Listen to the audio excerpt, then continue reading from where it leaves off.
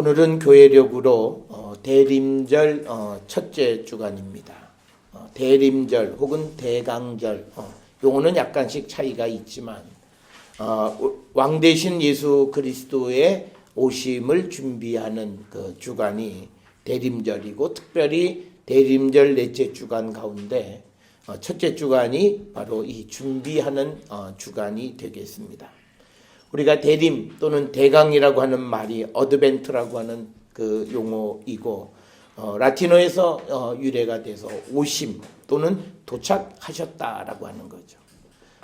이 어드벤트가 오신다라고 하는 것과 도착했다라고 하는 것은 초림하시는 예수님은 이미 오셨고, 이제 다시 오시는 예수님은 이제 앞으로 오실 것을 우리가 기다리는 것이고, 그래서 우리가 그리스도인들은 이 땅을 살아가면서 아마 가장 기쁜 절기 가운데 하나가 이 대림절 기간이 아닌가 생각을 합니다. 따라서 우리가 오시는 그 그리스도가 성탄 때는 이미 첫 번째 오신 주님을 기억하는 것이고, 또 이제 우리는 종말의 때에 다시 오시는 두 번째 오시는 주님을 기다리며 살아가는 것, 그것을 기념하는 것이 이 대림절이 되겠고, 주님의 오심을 기다리면서 기독교는 새해를 시작합니다.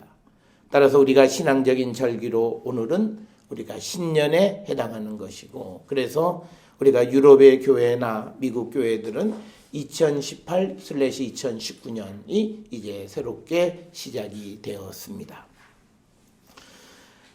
우리가 주님의 오심을 우리가 준비하는 성도의 삶은 과연 어떤 삶이냐라고 하는 것, 그것이 오늘 말씀의 핵심인데, 결론부터 말씀드리면 두 가지입니다. 하나는 주님이 오시면 공의와 정의로 세상을 다스리시기 때문에 우리가 하나님 앞에, 말씀 앞에, 성령 앞에 나를 돌아보고 성찰하고 회개의 열매를 맺는 것이 첫 번째 일이고, 또 하나는 세상 끝날에 세상이 흉흉할 때 우리가 항상 기도하며 깨어있는 삶을 사는 자들이 되어야 한다라고 하는 것이 오늘 우리에게 주시는 말씀입니다.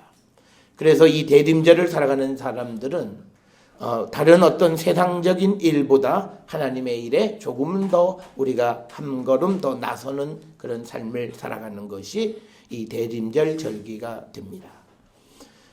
그럼에도 불구하고 우리가 사는 이 세상은 이 12월에 우리가 너무나 바쁜 삶을 살기 때문에 자신을 성찰하지도 못하고 언제 지나갔는지 모르게 한 해를 마무리하고 새해를 시작하면서 우리가 뭘 고치고 뭘 어떻게 해야 되는가를 생각하지 못하는 그런 삶을 살고 있고, 그리고 또 우리는 연말이다, 망년회다, 이래서 정말 망할 길로만 가는 그런 삶을 반복하는 것이 우리의 모습. 그래서 우리가 이제 예수 믿는 사람으로서 예수 믿는 사람답게 한 해를 마무리하고 새해를 맞이하는 그런 성도의 삶을 살았으면 합니다. 특별히 예수 그리스도께서 첫 번째 오시는 것에 대해서는 구약 성경에 많은 말씀들로 예언되어져 있습니다.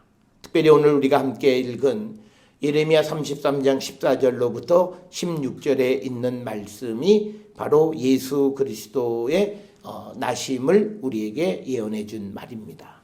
특별히 오늘 주시는 14절에 보면 선한 말을 성취할 날에, 즉 하나님께서 약속하신 그 말씀을 이루시는 그 날에 다윗에게서 한 공의로운 가지가 나게 할 것이다.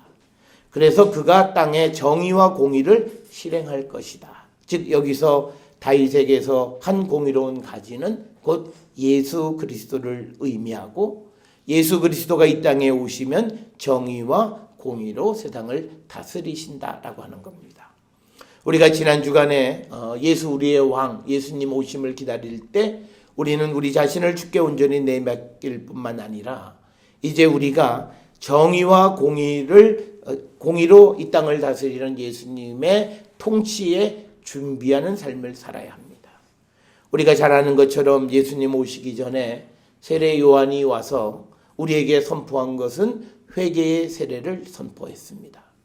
그래서 예수님 이 땅에 오시기 전에 우리의 모든 죄를 우리가 청산하고 이제 예수님과 함께 새로운 삶을 살아가라고 선포한 것이 세례 요한의 이야기였지만, 그러나 당시 유대인들은 그 요한의 선포를 듣지 않았을 뿐만 아니라 예수 그리스도께서 오셔서 말씀하시는 것도 듣지 않아서 그들은 파멸의 길을 걸어가게 된 것을 우리는 성경과 역사를 통해서 알게 됩니다. 이 땅에 오시는 예수 그리스도가 정의와 공의를 행할 것이라고 하는 것은, 이 땅에 오시는 주님이 나와 상관이 있고 나를 위한 주님이 되려면 우리의 삶이 공의와 정의 가운데 살아가는 자들이 되어야 합니다. 특별히 이 공의와 정의라고 하는 말은 우리가 십자가에 달리신 예수 그리스도를 믿음으로 우리의 죄가 죽고 하나님의 의가 우리 안에 다시 살아난 사람, 바로 그런 자들이 왕으로 오시는 주님을 영접하는 자가 될 수 있음을 성경은 우리에게 가르쳐 주고 있습니다. 이제 예수님이 이 땅에 오셔서 오늘 예레미야 33장의 예언처럼 이 땅에 오셔서 그 정의와 공의를 실행하시는데, 예수님은 참 사람으로 이 땅에 오셨습니다.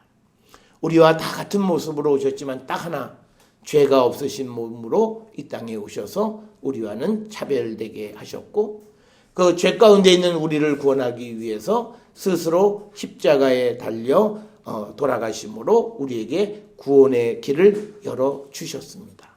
오늘 우리가 읽은 데살로니가전서 3장 9절로부터 13절의 말씀에 하나님과 예수 그리스도께서 우리에게 구원의 길을 열어주셨다, 이렇게 말씀하고 있습니다. 그래서 예수님께서는 부활 승천하시면서 약속하셨던 성령도 우리에게 보내주셨습니다.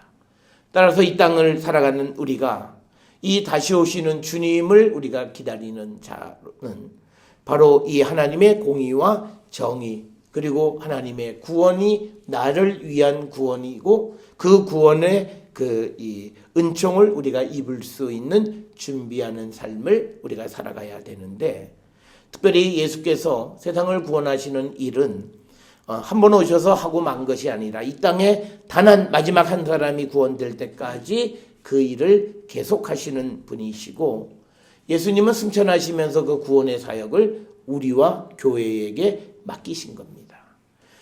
그래서 우리는 이 땅을 살아가면서 다시 오시는 주님을 맞이할 준비를 할 때 우리에게 맡겨진 바로 이 구원의 과업을 얼마만큼 우리가 잘 이루고 갔는가, 우리는 한 번쯤 돌아보는 자들이 되어야 합니다. 모든 성도들에게 주어진 하나님의 사명은 하나님이 세상을 구원하시는 그 구원 사역에 우리가 동참하기를 원하셨고 우리 모두에게 그 사역을 맡기셨어요. 그래서 우리로 하여금 생명을 구원하는 일에 쓰임받는 일꾼으로 우리를 부르셨고, 그 부르심에 응답하는 삶을 지금 내가 살아가고 있는가, 우리 자신을 성찰해 보아야 합니다. 우리는 한 해를 마무리할 때 내가 무엇을 이루었고, 내가 재산을 많이 벌고, 또 내가 어떤 육적인 면에서 내가 성과 있고 좋은 해라고 이야기하지만, 사실 믿음의 사람들이 생각해야 되는 것은 신앙 안에서 내게 주어진 이 구원의 과업을 내가 얼마만큼 동참하고 이루었는가를 우리는 돌아보는 자가 되어야 합니다. 따라서 우리가 이 종말의 때, 그리고 한 해의 마지막 이 한 달을 살아가면서 우리는 무엇보다도 성령과 말씀 앞에서 자신을 성찰해 보아야 하고, 그래서 우리가 회개의 열매를 맺는 자들이 되어야 합니다. 그런데 우리가 자신을 성찰하고 회개하는 일이 잘 되지 않는 이유는요, 딱 하나입니다. 너무 바빠요. 그래서 우리는 좀 바쁘지 않는 삶을 살아갈 필요가 있습니다. 세상이 우리를 바쁘게 하는 것이 아니라 내가 내 자신을 바쁘게 해서 하나님으로부터 멀어지게 하고 있다라고 하는 사실을 인지하셔야 됩니다. 우리는 나는 어떻게 하고 싶은데 누가 이 세상에 그런 것 아무것도 없어요. 우리말에 평양감사도 자기 싫으면 안 한다는 말이 있습니다. 그러니까 세상에서 아무리 무슨 얘기를 해도 내가 선택하지 않으면, 그래서 모든 것의 책임은 우리에게 있는 거지 세상이나 환경이나 주변에 있는 것은 아니다. 그래서 우리는 특별히 이 한 해를 마무리하면서 자신을 성찰하고 회개에 합당한 열매를 맺음으로 다시 오시는 주님을 기다리는 성도의 삶을 우리가 살기로 결단하는 자들이 되어야 할 줄 압니다. 특별히 오늘 주시는 말씀에서 종말을 기다리고 종말의 때를 살아가는 성도들이 어떻게 살아야 하는가를 우리에게 누가복음 21장 25절부터 36절까지에서는 자세하게 설명해 주고 있습니다. 앞에서 말씀을 드렸듯이 이스라엘 백성은 하나님의 택함받은 백성들이었습니다. 그렇지만 그들이 교만하고 또 그들이 하나님의 말씀대로 살지 않은 방탕한 삶을 살기 때문에 하나님에 의해서 바벨론 포로라고 하는 뼈아픈 그런 어떤 상처를 입게 되었습니다. 그러면서 그들은 그 고난의 때에 자신의 어떤 믿음을 새롭게 하고 또 새로운 메시아가 자신들을 구원해 줄 거라고 하는 어떤 희망을 신앙 안에서 갖게 되었습니다. 그런데 그런 신앙은 가졌지만 그러나 세례 요한이 회개를 선포할 때 그들은 세례 요한을 믿지 않았습니다. 뿐만 아니라 예수께서 복음을 이 땅에 오셔서 성취해 주셨음에도 예수님을 메시아로 인정하지 않아서 결국은 또 유대인들은 예루살렘 성전이 파괴되어지는 그런 참혹한 결과를 맞이하게 됐습니다.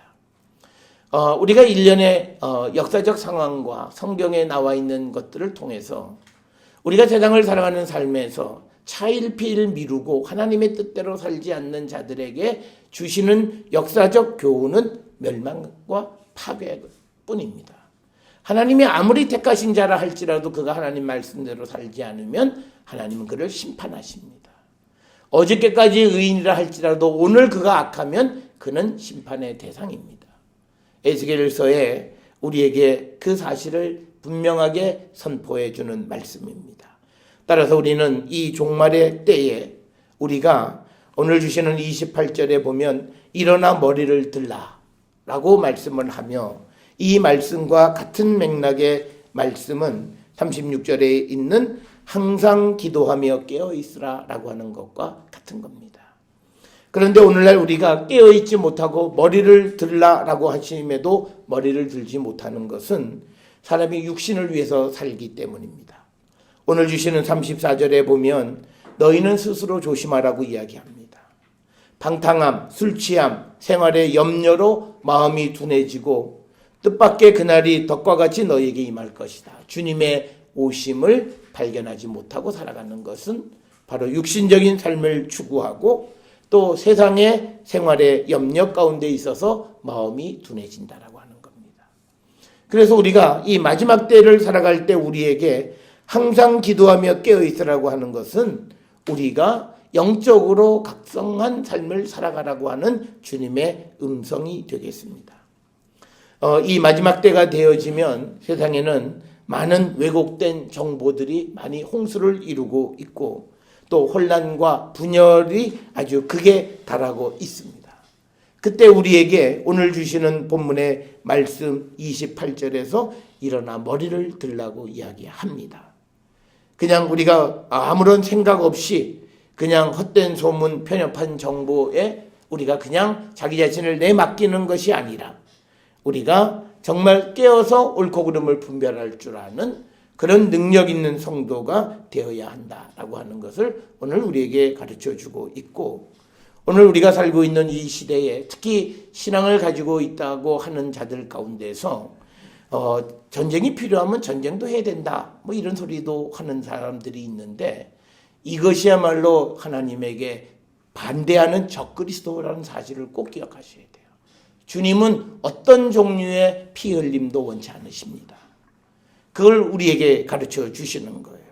그리고 마치 그런 이야기하는 사람들은 전쟁 나가면 자기는 총알이 피해 갈 거라고 생각하는 거예요. 50년대 60년대 한국 전쟁 영화에 보면 총알은 주인공은 피해 갑니다. 그래서 아무리 총을 쏴도 주인공은 맞지 않아. 마치 자기가 그런 존재인 것처럼 착각하고 살아가는 겁니다. 어리석은 생각이 세상을 판을 치는 이런 시대에 살고 있습니다. 이럴 때 우리가 깨어서 우리가 옳고 그름을 분별할 줄 아는 그런 성도가 되어야 한다라고 하는 겁니다. 그래서 우리가 이 깨어있는 자가 되기 위해서는 우리가 오늘 주시는 말씀처럼 우리가 늘 항상 기도하며 깨어있는 자가 되어야 합니다. 그런데 육체의 기쁨 속에 있는 사람들은 깨어 기도하지 못합니다. 기도는 합니다. 형식적인 기도밖에 하지 않습니다. 그래서 우리가 깊이 주님을 만나고 기도를 통해서 우리의 그 희망을 다시 세워갈 수 있을 만큼 기도하지 못하는 거죠. 그래서 우리가 오늘 주시는 이 말씀에서 예수께서 다시 오시는 주님을 준비하는 성도의 삶은 항상 기도하며 깨어 있으라고 말씀합니다. 깨어 있는 것과 기도는요, 불가분의 관계입니다. 깨어서 TV 보라고 하는 거 아니죠. 깨어서 기도하라고 하는 겁니다. 그래서 우리가 기도를 계속하고 기도에 감사함으로 깨어 있으라 골로새서 4장 2절에도 우리에게 말씀을 하고 있는 겁니다. 우리가 기도라고 하는 것은요, 우리에게 희망을 지탱해 줍니다. 점점 세상이 어려워져가는 것, 희망의 불빛이 점점 희미해져가는 이때 우리의 희망을 다시 지필 수 있는 것은 내가 기도하는 겁니다. 그래서 희망은 누가 주는 것이 아니라 내가 찾는 겁니다. 내가 하나님께로 한 걸음 더 다가서면 하나님의 희망의 불빛은 더 환하게 보일 거고, 내가 한 걸음 더 뒤로 물러가면 그 불빛은 점점 더 희미해질 것입니다. 그렇기 때문에 우리는 희망을 지탱하기 위해서 우리는 깨어 기도하는 자가 되어야 하고, 그리고 또 우리가 기도함으로 하나님과의 만남과 그 대화를 지속해 주는 것이 바로 우리가 기도하는 겁니다. 그래서 우리가 하나님의 뜻이, 그리고 우리가 어떤 삶을 살아가야 할 것인가를 우리가 깨닫게 되어지는 것, 그것은 기도를 통해서 우리가 알 수 있다라고 하는 것이고, 또 우리가 기도는 사람으로 하여금 영적인 회의감으로부터 우리를 지켜줍니다. 우리가 하나님 앞에 시간을 분별해서 드려야 함에도 드리지 못하는 그런 회의함, 이 회의함으로부터 나를 지켜줄 수 있는 것은 끊임없이 기도하는 겁니다. 그리고 또 세상 속에서, 세상의 종말의 때에 일상 속에서 우리를 유혹하는 그 유혹으로부터 나를 지켜갈 수 있는 그 힘은 바로 우리가 깨어서 기도하는 겁니다. 그렇기 때문에 오늘 예수님께서는 세상의 종말의 때가 가까웠다고 생각되어지면 머리를 일어서서 머리를 들라고 말씀하시고, 뿐만 아니라 우리에게 항상 기도하며 깨어있으라 말씀합니다. 그것이 주님이 이 종말의 때를 살아가는 성도들에게 부탁하신 말씀입니다. 그런데 예수님은 이것을 그저 부탁만 하신 것이 아니라, 예수님은 당신께서 겟세마네에서 자고 있는 제자들에게 하신 말씀에 시험에 들지 않게 깨어 기도하라. 마음에는 원이로되 육신이 약하도다라고 하는 마태복음 26장 41절의 말씀을 우리는 기억합니다. 그럼에도 불구하고 우리는 이 마지막 주님이 오시는 때를 깨어 준비하며 기도하지 못하는 삶을 산다고 하는 것은 바람직하지 못한 모습이고, 그래서 우리는 이 종말의 때를 살아가며 특히 이 대림절을 지나면서 내가 평소에 해왔던 기도 생활을 좀 더 늘리시는 자가 되어야 합니다. 우리가 형식이 있어야 내용도 보장이 됩니다. 여러분, 그래서 우리는 형식을 파괴하면 그 사람 내용이 없습니다. 어느 정도 형식이 있어서 그 형식 안에 내용이 들어가는 것. 그래서 우리가 물리적으로도 기도 시간을 늘으세요. 특별히 이 넉 주 동안 28일 동안 우리가 다른 1년 동안 해왔던 것보다 기도 생활을 늘리세요. 이유는 딱 하나예요. 예수께서 세상의 끝날이 가까운 줄 알면 항상 기도하며 깨어있으라고 말씀하셨기 때문입니다.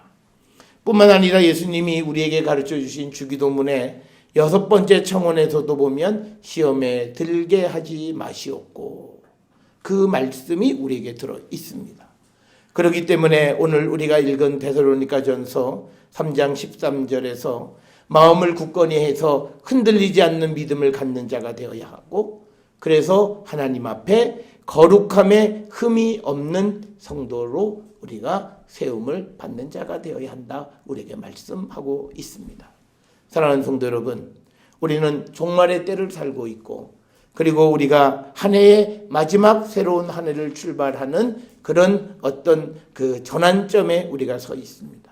이때 우리의 삶은 깨어서 기도하는 자의 삶을 살아가는 자들을 되게 하시고, 우리가 형식적으로 내가 주님을 영접한다가 아니라 이제 우리의 삶에서 육신의 요구를 절제하고 그 대신에 좀 더 깨어서 기도하는 자가 되어야 합니다. 우리가 육신의 요구대로 살아가면 성경은 마음이 둔해서 하나님의 일을 할 수 없다고 얘기합니다. 그래서 우리가 가끔 어떤 목사님들은 이 주말 되기 전에 금, 토, 일에는 부부가 같은 방도 쓰지 않는 그런 분들도 계세요. 그것은 사람은 누구나가 그런 육신에 매여 있으면 영적으로 무뎌지는 거예요. 그러니까 우리가 잘 보세요. 사랑에 빠져 있는 남녀는 영적으로 무디어 있습니다. 아니라 그러시지 마세요. 성경이 대답하는 거예요. 생활 속에 있으면 마음이 둔해지는 겁니다. 그래서 내가 하나님의 길을 인도함을 받고자 원하면요, 우리가 그것을 절제하는 삶을 살아가는 거예요. 그런데 우리는요, 이 연말에 육신을 위한 삶을 살잖아요. 너무 모임이 그렇게 많아요. 그것도 핑계예요. 안 가면 그만이에요. 안 간다고 해서 뭐 어떻게 안 해요. 뭐 안 한다고 전화 몇 번 하고 그게 끝이에요. 그런데 우리가 스스로가 안 가면 내가 낙후되고 혹시 쟤네들이 나를 뭐 왕따 하나 싶어가지고 거기 하면 뭔가 떡이 나올 줄 알고 가는 거죠.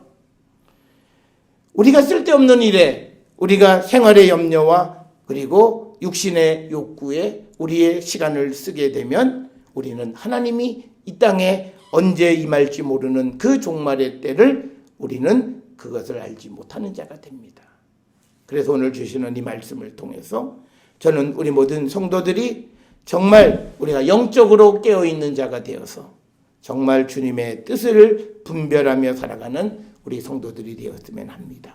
특별히 오늘 우리가 함께 읽은 데살로니가 전서 3장 12절에 보면 이 종말의 때를 살아가는 자들이 우리가 너희를 사랑한 같이 너희도 피차간 모든 사람에 대한 사랑이 더욱 많아 넘치게 하라. 사랑을 나누는 자가 되라고 말씀합니다. 이 사랑을 나누는 것은요, 그냥 내가 있는 것의 일부를 주는 사랑을 얘기하는 것이 아닙니다. 나의 삶의 전부를 주는 사랑을 얘기하는 겁니다. 오늘 우리가 세상을 살아가는 삶에서 사랑은 사랑 타령을 참 많이 하고 살아요. 그런데 그 사랑 타령의 문제는 내가 줄 만큼만 주고 마는 거예요. 이기적 사랑인 거죠. 그러나 주님이 우리에게 말씀하시는 사랑은 그런 이기적 사랑이 아니라 아가페적 사랑으로 자기의 생명을 바치는 그런 사랑을 나누라고 말씀합니다. 그래서 우리는 2019년에 히브리서 13장 13절에 있는 말씀을 통해서 우리 교회는 어디를 향해 갈 것인가? 이 강남의 한 가운데에 서서 우리도 권력의 중심으로 점점 빨려 들어가는 그런 삶을 살아갈 것인가? 아니면 우리가 주님이 계신 곳으로 우리는 나가야 하는가? 주님은 어디 계시는가? 주님은 영문 밖에 계시면서 히브리서 13장 13절에 보면 우리가 치욕당하고 영문 밖에 계시는 그에게로 주께로 가는 자가 되라 말씀합니다.